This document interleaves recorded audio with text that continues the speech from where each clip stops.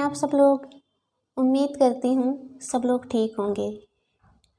Friends, आज की मेरी कहानी ट्रेन में घटित एक डरावनी कहानी है।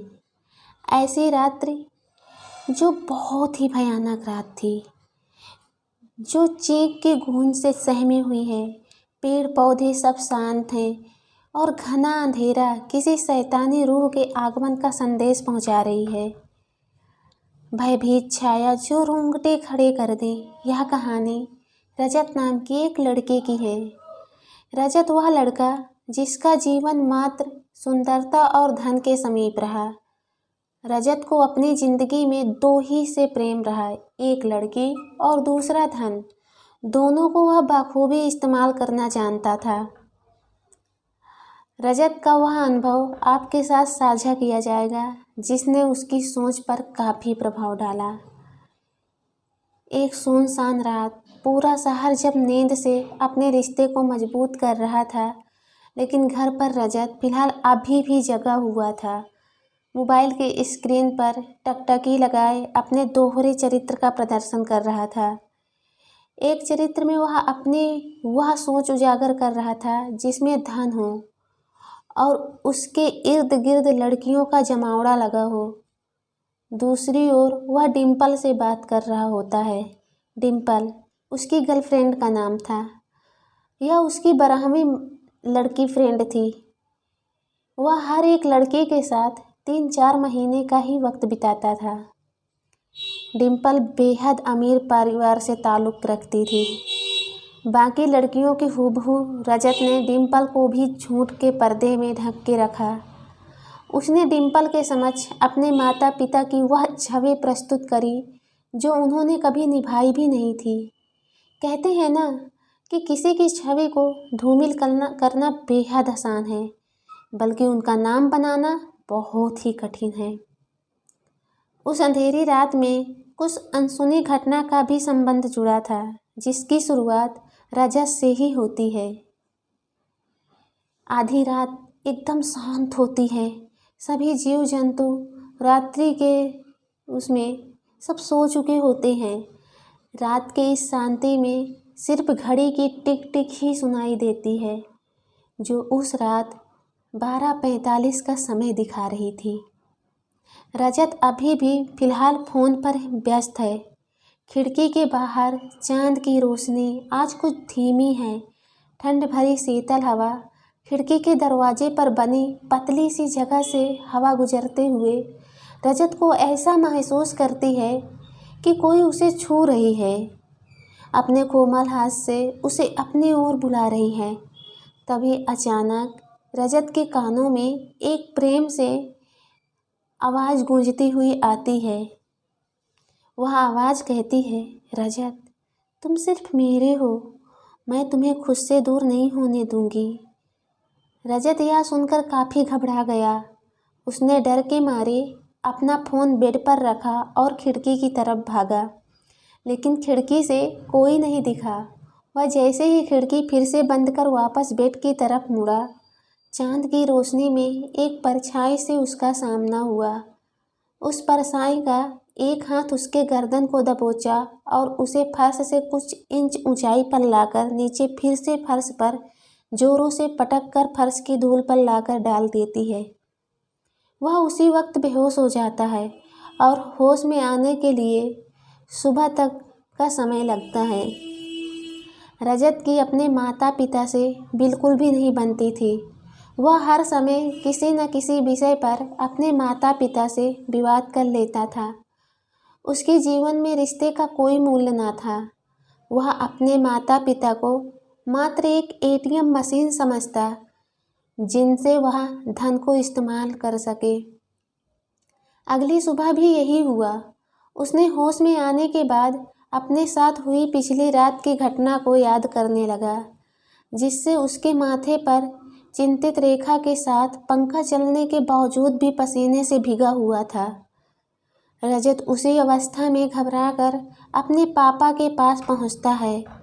वह इतना घबराया हुआ होता है कि उसके मुंह से उसके शब्द भी अच्छे से नहीं निकल पा रहे थे। वह अपने माता पिता से वह बातें बताना चाहता था, लेकिन कुछ कह नहीं पाता। उसके पापा उसको गुस्से में देखते हुए कहते हैं कि कुछ बोलेगा या हमेशा की तरह कुछ सुनाने आया है। रजत के चेहरे का भाव अब डर की जगह गुस्से में बदल गई और उसे स्थिति में अपने पापा को ही सुना दिया और गुस्से में वह घर से निकलकर अपने कॉलेज में पहुंचा, जहां उसका इंतज़ार उसका दोस्त और डिम्पल कर रही थी। उन दोनों को उसने अपने साथ हुई घटना को बताया। उसके दोस्त ने उसे कहा, तेरा वहम होगा भाई, कोई लड़की तेरे को कैसे उठा सकती है, वह भी सिर्फ एक हाथ से। यह बात कहते ही रजत का दोस्त और डिम्पल ज़ोर से हंसने लगते हैं। रजत कहता है, यह मेरी ज़िंदगी की लगी हुई है और तुम इतने बेशरम हो कि हंस रहे हो। रजत दबी सहमी आवाज़ में कहता है। उसका फ्रेंड कहता है, अरे तू इतना क्यों डर रहा है, सब ठीक हो जाएगा। रजत के दोस्त ने उसे सांत्वना देते हुए कहा, लेकिन रजत ने अपने मन में यह ठान लिया था कि वह अब अपने घर नहीं रुकने वाला, सब छोड़कर कहीं दूर चला जाएगा। रजत का यह फैसला सुनकर उसका दोस्त उसे रुकने की सलाह देता है और कहता है कि रजत को अपने परिवार को अकेले छोड़ने की ख्वाहिश नहीं रखनी चाहिए। लेकिन रजत तो यह ठान चुका था कि वह उसे अपने परिवार से कोई मतलब नहीं रखेगा। वह यही सोचता था कि उसके परिवार उससे प्रेम भाव नहीं रखते। इस पर डिम्पल कहती है कि अगर तुमने ना कर ही लिया है तो आज रात को तुम मेरे साथ मेरे शहर लखनऊ चलना, वहाँ अपनी नई ज़िंदगी शुरू करना। रजत को डिम्पल का यह सुझाव बहुत अच्छा लगता है। रजत ने डिम्पल के कहने पर घर से अपना बैग को सही तरह से पैक कर चंडीगढ़ रेलवे स्टेशन पर पहुंच जाता है। डिम्पल ने उसे प्लेटफार्म नंबर 4 पर आने को कहती है। रजत 10 बजे अपने घर से छिपते हुए लखनऊ के लिए प्रस्थान करता है। उसे बाहर जाने में अजीब लगता है। रजत का यह रात बाकी रात से अलग होती है। मौसम में सर्द हवा की मौजूदगी तो होती है, लेकिन फिर भी रजत को घुटन सी महसूस होती है। जैसे ही समय का पहिया रात के 12:45 बजे पहुंचती है, प्लेटफार्म पर एक ट्रेन की एंट्री होती है। रजत पूरा घबराता हुआ उस ट्रेन को देखता है। डिम्पल अभी तक रेलवे स्टेशन नहीं पहुंची होती है। स्टेशन भी पूरे तरीके से किसी शमशान घाट का रूप धारण कर चुकी होती है। रजत को कुछ समझ नहीं आ रहा होता। डिम्पल का इंतज़ार करते हुए उसने इधर इधर हर दिशा में अब देखा, लेकिन डिम्पल कहीं नहीं दिखी। तभी फिर से एक ध्वनि रजत के कानों में गूंजती है, रजत, मेरा इंतज़ार कर रहे हो? यह वही आवाज़ थी जिसे रजत ने अपने रूम से सुनी थी। इसमें से भी वही भाव की दस्तक थी। फिर वह आवाज़ एक भयंकर हंसी में बदल जाती है। रजत अपना होश खो चुका होता है। तभी वो आवाज़ ट्रेन दरवाज़ा खोल उसके सामने आती है। यह कोई अन्य नहीं बल्कि डिम्पल होती है। रजत डिम्पल को देख लंबी सांस लेता है। वह जल्दी से उसका हाथ थामे ट्रेन पर बैठ जाता है, लेकिन ट्रेन के अंदर का दृश्य देखकर वह घबराहट की अवस्था में पहुंच जाता है। ट्रेन में कोई और नहीं होता। रजत डिम्पल से इस बारे में पूछता है तो डिम्पल उसे कहती है कि यह ट्रेन स्पेशल है जो केवल एक ही बार चलती है हफ्ते में। जिस डिब्बे में वह बैठे हैं वह महंगा है, इसलिए कम ही लोग सफ़र करते हैं। रजत डिम्पल की बात मान जाता है। ट्रेन में घुसते ही डिम्पल उसे कहती है कि उसे बाथरूम जाना है, तो रजत अपनी सीट पर बैठे कह देता है कि ठीक है।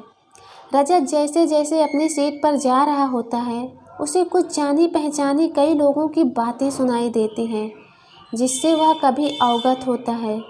उसने वही आवाज़ पहले भी सुनी हुई होती है। उसे लगता है वह काफ़ी थक गया है, इसलिए खाली ट्रेन में से आवाज़ आ रही है। वह अपनी सीट पर बैठने के लिए पहुंचता है तो वहां एक लड़की घूंघट ओढ़े ज़ोर से आंसू बहा रही होती है। रजत उस लड़की से पूछता है कि वह क्यों रो रही है, तो जवाब में मिलता है कि उस लड़की का किसी ने रेप किया है और उसका आरोपी बाथरूम में गया है।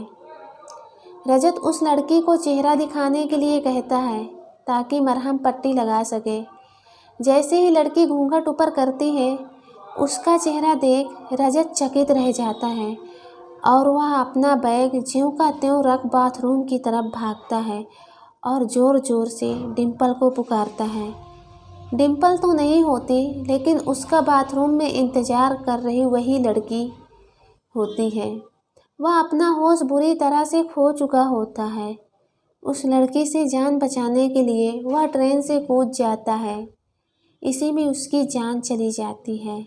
आखिर में उसका फ़ोन, जो डर के मारे वह ट्रेन की सीट पर भूल जाता है, उस पर एक मैसेज आया होता है जिस पर लिखा होता है, सॉरी जान, मैं तुम्हें बताना भूल गई थी। मेरा अपने शहर जाने का प्रोग्राम कैंसिल हो गया था। दोस्तों के साथ डिस्को में गई हूँ। होप है कि तुम समझोगे। Love you.